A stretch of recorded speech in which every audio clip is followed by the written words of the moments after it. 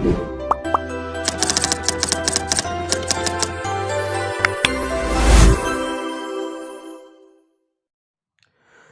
दोस्तों, स्वागत है आप सभी का मेरे चैनल पर। तो चलिए दोस्तों, आज आपके लिए मैं 3 जानकारी लेकर उपस्थित हुआ हूं।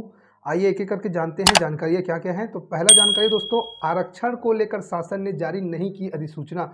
तो इस जो आप पेपर में न्यूज़पेपर में देख पा रहे हैं दोस्तों, एक न्यूज़पेपर का कटिंग मैं आपके सामने रखा हूँ। तो देखिए, इसमें लिखा है आरक्षण को लेकर शासन ने जारी नहीं की अधिसूचना।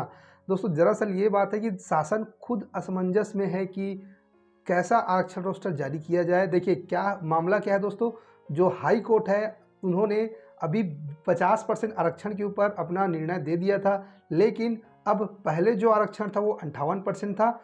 अब जो नया नियम आया है 50% का, इसमें हाई कोर्ट का कहना ये है कि ठीक है, आपका पहले जो आरक्षण था वो 58% था, लेकिन अब जो संवैधानिक नियम के अनुसार इसको 50% कर दिया गया है। तो उस 8% को आप कैसे मैनेज करेंगे, ये आपकी जिम्मेदारी है। ये राज्य सरकार को जो हाई कोर्ट है उन्होंने सौंप दिया है कि तो हाई कोर्ट का कहना साफ है कि जो 8% का जो आरक्षण है वो आप अपने हिसाब से मैनेज कीजिए। आप किस वर्ग का कम करते हैं, किस वर्ग का बढ़ाते हैं, ये आपके ऊपर है। ये हाई कोर्ट ने राज्य सरकार के ऊपर सौंप दिया है। देखिए दोस्तों, ऊपर टाइटल में लिखा भी होगा कि किस वर्ग का आरक्षण कम किया जाए तो किया जाए, कोर्ट ने सरकार पर छोड़ा निर्णय। तो देखिए दोस्तों, सरकार पर पूर्ण रूप से निर्णय छोड़ दिया है हाई कोर्ट ने कि आप अपने हिसाब से जो आरक्षण है उसको मैनेज कीजिए। तो देखिए, इसी संदर्भ में क्या लिखा है दोस्तों, पूरा पढ़ते हैं।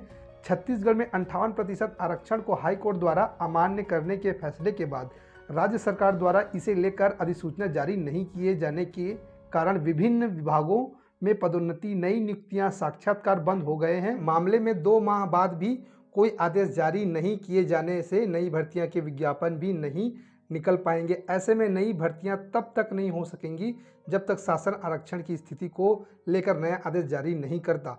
छत्तीसगढ़ राज्य में आरक्षण व्यवस्था के चलते प्रदेश में पीएससी से लेकर निचले स्तर पर सभी प्रकार की नियुक्तियां, साक्षात्कार भर्तियां और प्रतियोगी परीक्षाएं स्थगित हो गई हैं। उच्च न्यायालय के आदेशानुसार राज्य सरकार को इस संबंध में निर्णय लेना है। अनिर्णय की स्थिति में प्रदेश में 65,000 लोग जिन्होंने सब इंस्पेक्टर के लिए आवेदन किया था, व्यापम ने उनकी परीक्षा नहीं ली। तो देखिए दोस्तों, कहने का अर्थ ये है कि जो आरक्षण का जो रोस्टर जारी होना था अभी तक नहीं हुआ है 50% का। अब हाई कोर्ट का कहना ये है कि जो पहले 58% था उसको 50% के हिसाब से अब जारी कीजिए। तो इसमें राज्य सरकार को निर्णय लेना है कि जल्द से जल्द इसका जो अधिसूचना है वो जारी कर दे, ताकि जो रुकी हुई भर्तियां हैं वो संपन्न हो सके।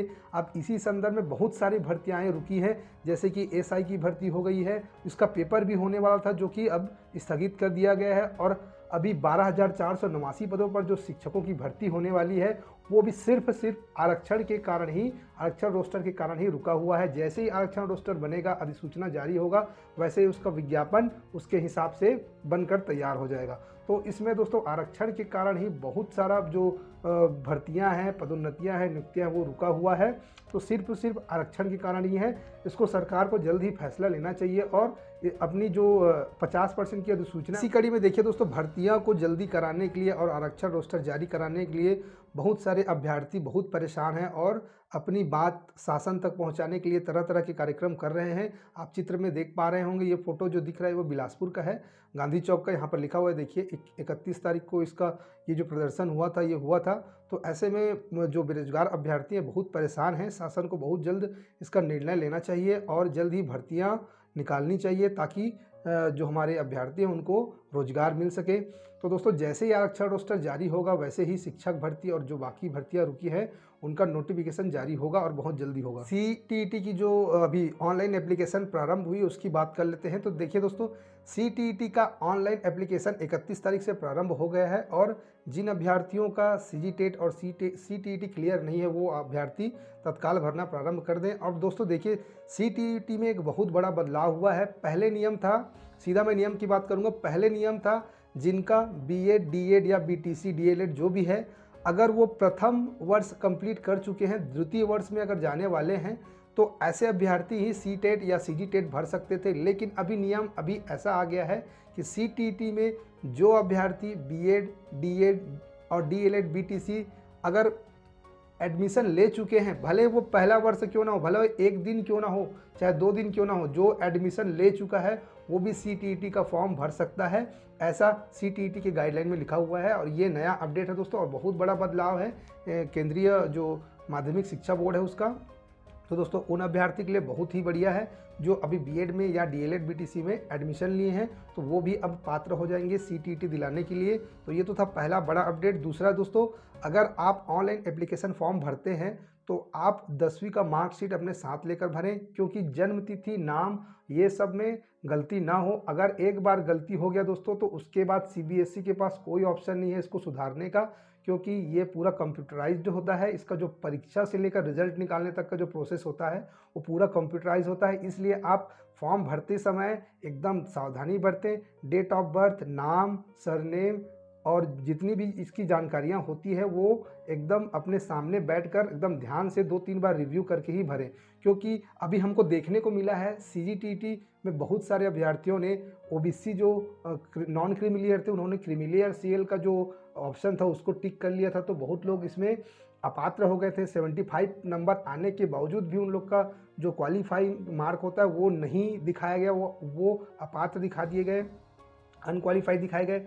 तो इसका कारण सिर्फ यही है दोस्तों कि आप सभी को पता है कि जनरल के लिए 90 नंबर होता है CGTT में और OBC के लिए 75 नंबर। तो जो नॉन क्रीमिलियर होता है वो OBC पिछड़ा वर्ग में आता है और जो OBC क्रीमिलियर होता है वो जनरल कैटेगरी में आता है। तो इसी कारण से जिन अभ्यर्थियों का CL हो गया था वो लोग 75 नंबर पा के भी एलिजिबल नहीं हुए हैं। तो अगर आप CTET का फॉर्म भरेंगे तो बहुत ध्यान से भरेंगे, क्योंकि ये सेंट्रल बोर्ड ऑफ एजुकेशन जो सेकेंडरी एजुकेशन है ये बिल्कुल आपका बात को ध्यान नहीं देगा अगर गलती एक बार हो जाएगा तो, और गलती ना करें। अब दोस्तों इसी संदर्भ में देखते हैं, नवंबर के पहले हफ्ते में ही जारी होंगे TET के ई-सर्टिफिकेट। अभी जो TET का रिजल्ट आया दोस्तों, इसका ई-सर्टिफिकेट बहुत जल्द जारी हो जाएगा, नवंबर के पहले हफ्ते में ही, फर्स्ट वीक में ही जारी हो जाएगा। तो ये भी एक अच्छा न्यूज़ है और ई-सर्टिफिकेट बहुत अनिवार्य रहता है दोस्तों। शिक्षक भर्ती में जो ई-सर्टिफिकेट है इसका उसको मांगा जाता है, उसको सर्टिफाइड देखा जाता है कि ये जो जिन्होंने क्वालिफाई किया है एक्चुअल में है या नहीं। तो ई-सर्टिफिकेट का होना बहुत ज़रूरी है।